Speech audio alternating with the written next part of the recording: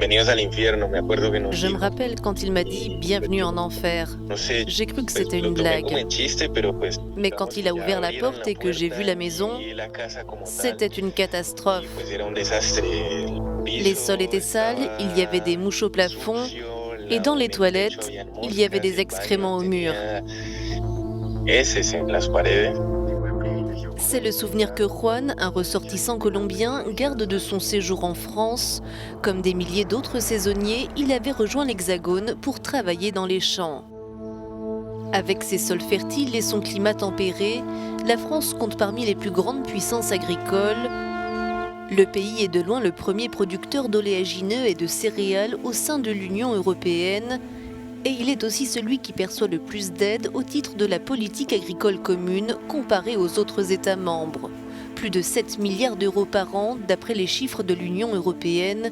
Pourtant, ces travailleurs évoquent des heures de travail non payées, des logements insalubres et un véritable dédale administratif qui rend difficile la défense de leurs droits. Pour Juan, les journées semblent sans fin et les insultes fusaient si l'exécution des tâches était jugée trop lente.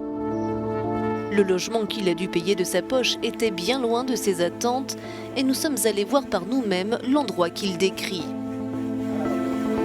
Je peux vous suivre ? Je tourne ? Oui, bien sûr.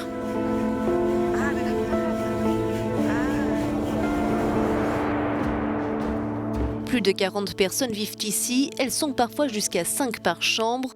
Impossible dans ces conditions de garder ses distances malgré la pandémie. Pas de matelas, pas d'oreiller, ni de papier toilette. Chaque saisonnier paie 200 € par mois pour cette location. Géna, l'entreprise qui les emploie pour le compte de la ferme, déduit directement ses frais de leur salaire. Ça, là où vous êtes allé, c'est pas un logement à nous. C'est à qui le logement ? Voilà, à la ferme. À la ferme. Mais c'est qui le responsable ? Qui est-ce qui est responsable pour la gestion du logement, par exemple ? C'est la ferme et nous, on est que responsables. La ferme Larère touche chaque année plus de 300 000 € de subventions de la part de l'Union européenne. Depuis notre visite, la structure dit avoir réalisé un audit interne et a reconnu des manquements dans l'organisation. Elle assure qu'une charte éthique sera élaborée afin d'améliorer les conditions de travail et demande aux autorités de contribuer à l'hébergement des travailleurs saisonniers.